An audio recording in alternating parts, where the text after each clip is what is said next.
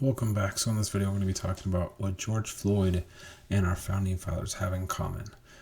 So I know this subject is probably going to be in a lot of hot water on both sides of the conversation, but bear with me because I feel like, to me, this is an opportunity for us to get perspective in both situations.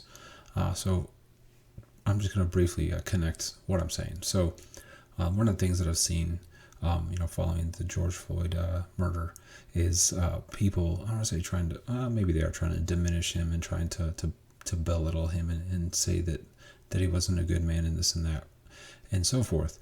And yes, I looked into it, and he did have criminal background. Not to say that he was a horrible person, but there were incidences that where he had gotten in trouble with the law on multiple occasions, and that again by no means justifies anything that took place. Again, he should be alive today, and I think that it's very sad, and again too something that you should be mourning for.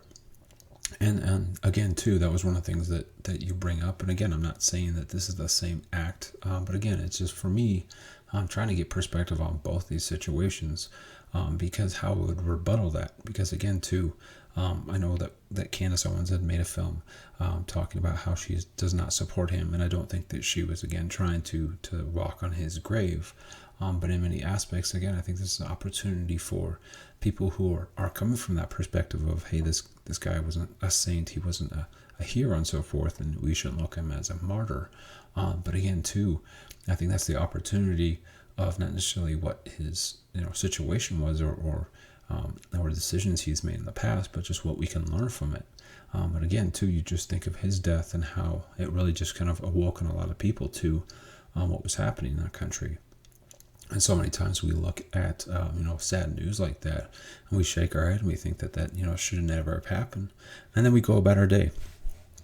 And so that's something I think that we do need to appreciate from that aspect, is the fact that with so many people in this country, it was just kind of a pivotal moment where we just decided enough is enough, and this can't go on. We need to do police reform and so forth. And again, I think that's long overdue, and I'm sure that that there are officers out there would agree as far as changing how we do things and having better procedures and more training and so forth. But that's again to move on.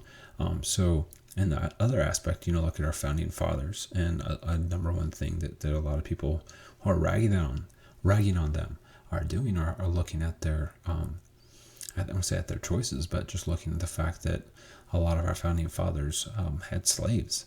And again, too, I'm sure that, again, back in the 1776, around the Declaration of Independence, they had slaves. And again, I'm sure from today's standards, they would be not respectful towards women, or not to the standard that we expect today. But again, I think it's important for us to identify why so many people support the founding fathers, and a big part of that is what they accomplished. And so again, I'm not saying that the founding fathers, obviously that was something that they chose to do, that was something that they sought to do, and that they, again, I do think that our founding fathers do need a lot of respect.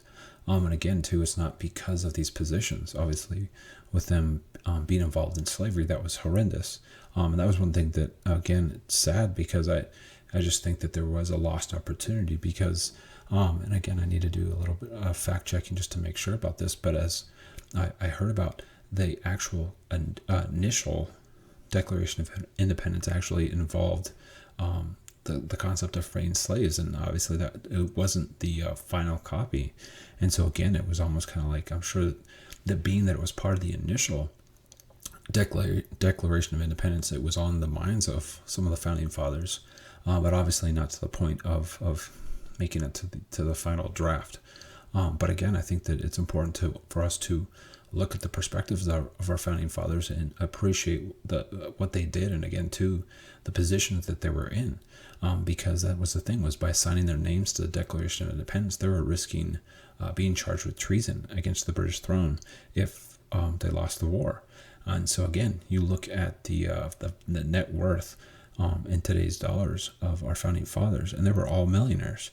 And so again, not to say that that's something, again, how they established their wealth. Again, I'm sure it was not all necessarily, because I'd have to look at each individual founding father to determine whether or not it was reaped by the work of slaves.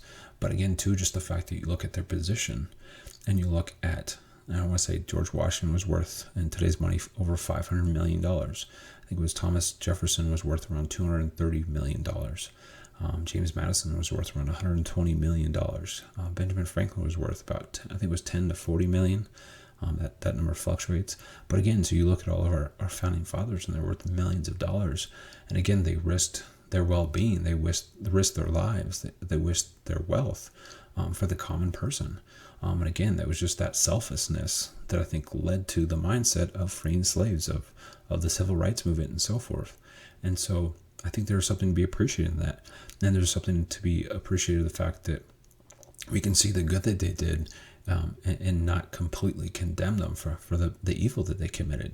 And so again, too, when we're looking at those principles, when we're looking at people like Candace Owens who appreciate our founding fathers and appreciate the fact that they did such great things in spite of the bad things they did, I think that's an opportunity to look at George Floyd and realize, just because he wasn't perfect, just because he made mistakes and maybe made some selfish acts at times, it doesn't mean we can't appreciate what we've learned in the perspective we're driving to, where, again, not to say that all police brutality is motivated by racism, but I do think that police brutality being addressed in the manner with which it is important, because, again, too, I feel like that's an opportunity for us as a nation to unite. I feel like there's a lot of division involving the police and involving the people, where we can come together.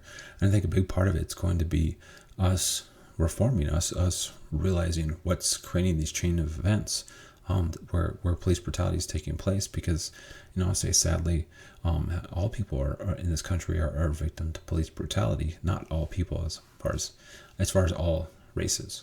I say every color in this country has been subjected to police brutality. That being said, majority of police are good.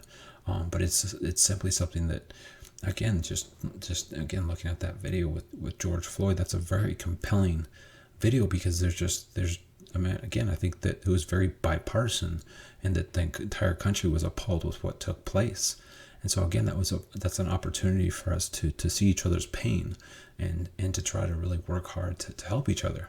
And again, to look past the shortcomings of a man and look at the good that he's brought, and again, that's just a sad thing that he had to, lose his life so that we would have an opportunity to fix the country, to address the issues of the country and the divide.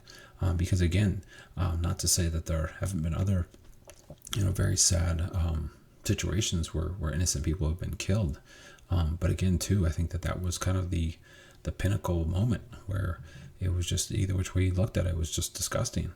And so again, I think that's something that we can appreciate. We can see some value in that sacrifice and treat him like a martyr, because it was something that his life was given, so that we could live and that we could, hopefully come together. Because again, I feel like you look at this, race relations within the country. I feel like you look at the imbalance of power with the police and the common person, and again, to the judicial system and so forth. And to me, it was just a matter of time before this really kind of overflowed, before it really became a problem. And so it's really sad, but I'd like to think that we can take these opportunities and again try to empathize with the perspective. I believe in generally letting someone rest in peace, and so I don't feel compelled to go through the list of charges that happened. Again, too, I don't think there's anything wrong with saying that he generally was a good person. Why people make mistakes and why people, let's say, repeat offend. That's a different subject for a different time. And I do think that there is reasons behind them. And again, too, not all good, and possibly none of them good per se. But I do think that there are things that motivate people, and there are positions in life where you kind of have a "what do I have to lose" mentality.